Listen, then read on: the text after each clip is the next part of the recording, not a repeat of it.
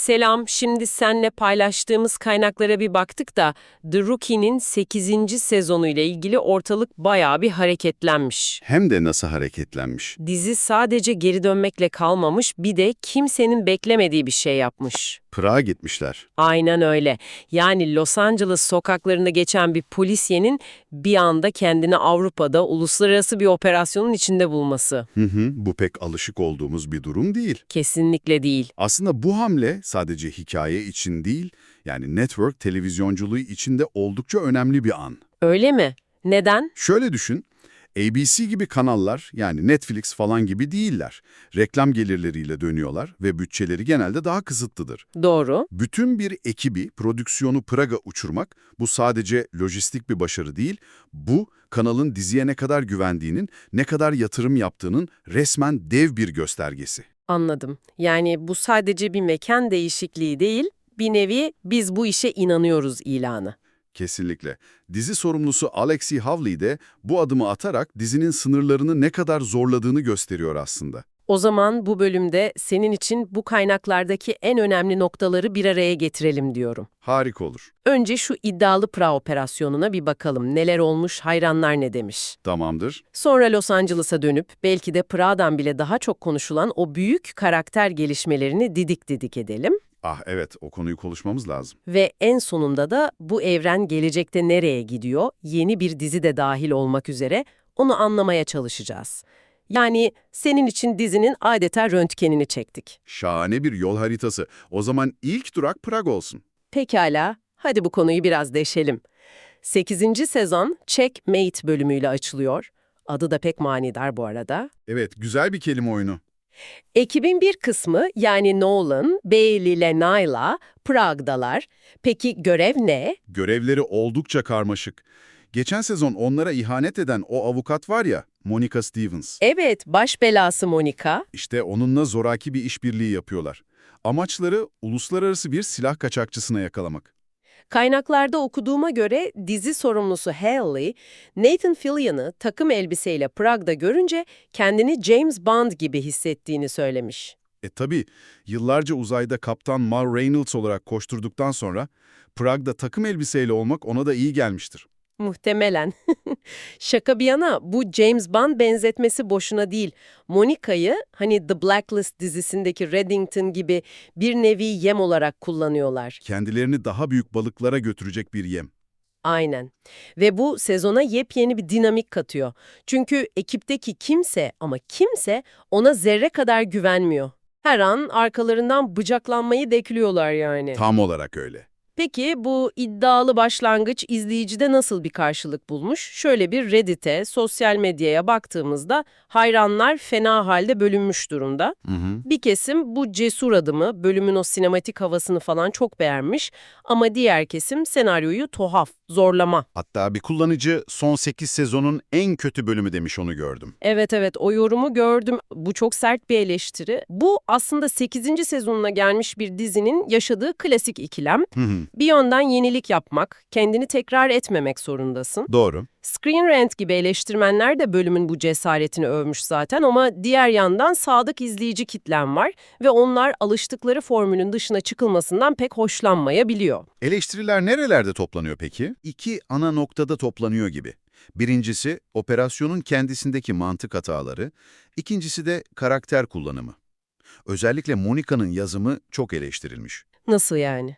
Bir kullanıcı şey diyor, güçlü bir düşman beklerken şımarık, kendini beğenmiş 10 yaşında bir çocukla karşılaştık. Bu, beklentiyle sunulan arasındaki uçurumu çok net gösteriyor. Karakter kullanımı demişken bir de Bailey meselesi var değil mi? Kaynaklarda en çok dikkatimi çeken şikayetlerden biri buydu. Ah evet, Bailey. Bir yorumcu neden Bailey her yerde diye sormuş ki bu sanırım genel kanıyı özetliyor. Kesinlikle. Yani bir itfaiyeci, aynı zamanda asker, aynı zamanda acil tıp teknisyeni. Nasıl oluyor da Prag'daki uluslararası bir silah kaçakçılığı operasyonun tam ortasında buluyor kendini? İşte bu inandırıcılık sınırının aşılması dediğimiz durum. The Rookie genel olarak gerçekçilikle eğlence arasında gidip gelen bir dizi ama Ama Bailey ile bu dengeyi biraz fazla zorlamışlar gibi. Aynen öyle. Yani Prag'daki bu büyük hamle dizinin yenilik arayışını gösterse de hayranların bir kısmını hayal kırıklığına uğratmış gibi görünüyor.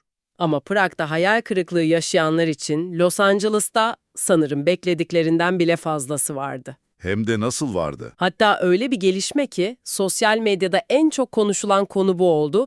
Tabii ki hayranların verdiği isimle Chanford'dan bahsediyorum. Evet, işin renginin tamamen değiştiği yer tam olarak burası. Tim Bradford ve Lucy Chen ilişkisi. Prag'daki o uluslararası entrikaların aksine Los Angeles'ta çok daha kişisel, çok daha uzun zamandır beklenen bir an yaşandı. Angela ve Jelina'nın küçük bir hilesiyle oluyor değil mi? Aynen, onları bir gözetleme minibüsüne kilitliyorlar ve Tim'le Lucy sonunda aylardır süren o ayrılıklarını konuşma fırsatı buluyor. Ve bu konuşma sadece bir barışmayla da kalmıyor. Hayır kalmıyor, Tim bombayı patlatıyor ve Lucy'ye onunla yaşamak istediğini söylüyor. Lucy de kabul ediyor. Kabul ediyor. İşte tam burada sormak istiyorum.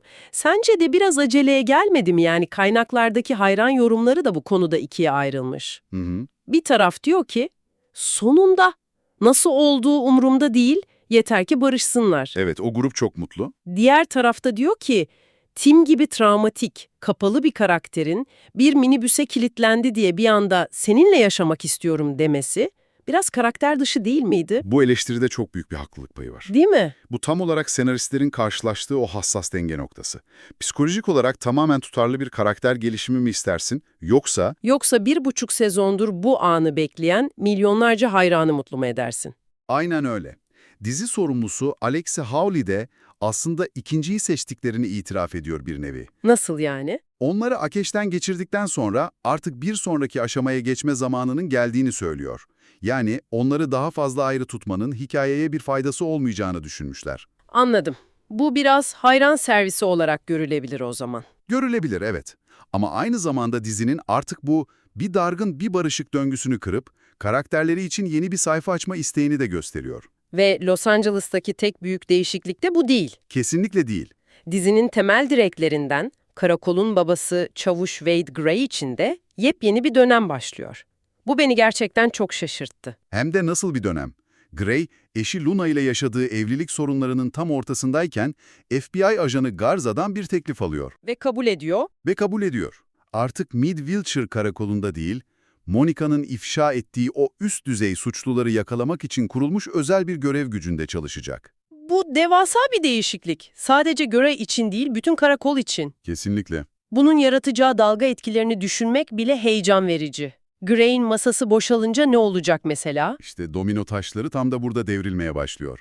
Gray'in ayrılmasıyla boşalan gözetim amiri pozisyonuna tahmin et kim getiriliyor? Tim Bradford. Tim Bradford, bu az önce konuştuğumuz Chanford dinamiğini bambaşka bir seviyeye taşıyacak. Nasıl? Çünkü Tim teknik olarak artık sadece Lucy'nin sevgilisi değil, aynı zamanda onun amirinin amiri konumuna geliyor. Bu işleri karıştırır. Dizi sorumlusu ikinci bölümde bu yeni güç dinamiğini komik bir şekilde ele alacaklarını söylüyor ama ben işin içinde bolca drama potansiyeli de görüyorum. Ben de görüyorum. Gray'in yeni görevi de sezonun ana hikaye örgüsünü oluşturacak gibi duruyor. Artık haftanın vakası formatından biraz daha uzaklaşıp Monica'nın listesindeki büyük balıkların peşinde daha seri bir anlatıma geçecekler.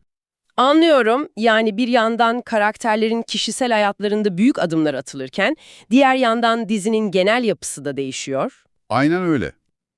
Bu da bizi geleceğe getiriyor. Bütün bu değişiklikler, The Rookie evreninin geleceği için ne anlama geliyor?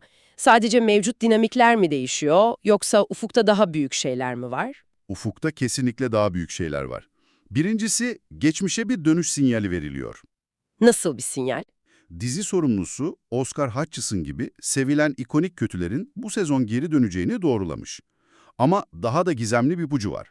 Nedir o? Oyunculardan Derek Augustin'den geliyor, People dergisine verdiği bir röportajda geçmişten bir karakterin reenkarnasyon yoluyla geri geleceğini söylüyor. Reenkarnasyon mu? Bu çok ilginç bir kelime seçimi. Ne anlama geliyor olabilir bu? İşte bu milyon dolarlık soru. Bu reenkarnasyon lafı özellikle ilgi çekici çünkü dizide Jelena karakterinin bu tür mistik şeylere olan inancını ve yeteneğini biliyoruz. Doğru. Bu ya karakterin farklı bir versiyonu geri dönecek gibi mecazı bir anlam taşıyor ya da dizi Jelena üzerinden daha doğaüstü sulara yelken açabilir. İlginç. Ama bu küçük gizemlerin ötesinde daha büyük resme bakarsak franchise'in kendisi de yeniden doğuyor diyebiliriz. The Rookie, Feds'in iptalinden sonra mı? Evet, şimdi de The Rookie North adında yepyeni bir yan dizi geliyor. Evet, bu habere ben de şaşırmıştım. Özellikle Feds'in iptalinden sonra yeni bir yan diziye bu kadar çabuk girişilmesi cesur bir hamle. Çok cesur bir hamle. Peki bu sefer farklı olarak ne yapıyorlar The Rookie North? Başarılı kılacağını düşündükleri şey ne? En büyük fark stratejilerinde yatıyor. Fets'i hatırlarsan ana dizinin içine yerleştirilmiş bir bölümle tanıtmışlardı. Bir backdoor pilot ile. Evet ve bu pek işe yaramamıştı. Pek yaramamıştı. Bu sefer The Rookie North için tamamen bağımsız bir pilot bölüm çekecekler. Kendi ayakları üzerinde duran bir başlangıç yapacak. Anladım. Başrolde kim var? Başrolde de Top Gun Maverick'ten tanıdığımız Jay Ellis var. Konsept yine yaşlı bir çaylak üzerine kurulu ama bu seferki karakter Alex Holland biraz daha farklı bir profilde. Nasıl bir fark var? John Nolan da kariyerini değiştirmiş yaşlı bir çaylaktı. Bu ana dizinin bir tekrarı olma riskini taşımıyor mu? İşte orası önemli. John Nolan, boşanma sonrası bir aydınlanma yaşayıp yolunu değiştiren, öncesinde başarılı bir müteahhit olan biriydi. Hı hı. Alex Holland ise kaynaklarda daha kaybolmuş biri olarak tanımlanıyor. Geçmişinde bir trajedi yaşamış ve bu yüzden hukuk fakültesini terk etmiş. Yani Nolan'ın hikayesi bir ikinci şans hikayesiyken, Holland'ınki daha çok ilk şansı bulma hikayesi gibi duruyor. Yolunu en başından beri bulamamış bir karakter. anladım. Ama bence diziyi asıl farklı kılacak olan şey karakterden çok mekanı.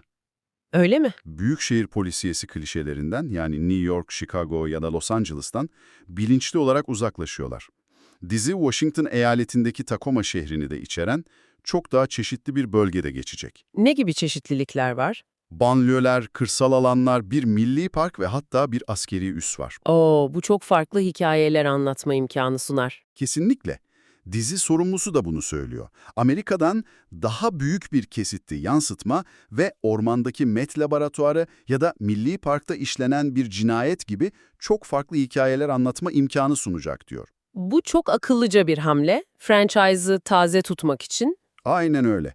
Görsel olarak da ana diziden ayırmak için. O zaman toparlayacak olursak, The Rookie 8. sezonuna girerken frene basmak yerine resmen gaza basmış gibi görünüyor. Fena halde gaza basmış. Bir yanda Prag gibi cüretkar ve riskli adımlar atarak yenilik arıyorlar.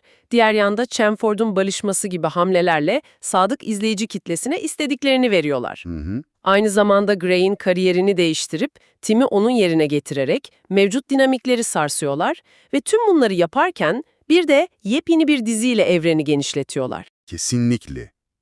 Burada aslında bir network dizisinin modern televizyon çağında hayatta kalma mücadelesinin bir özetini görüyoruz. Çok doğru.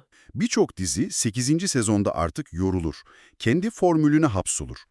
The Rookie ise tam tersini yapmaya çalışıyor.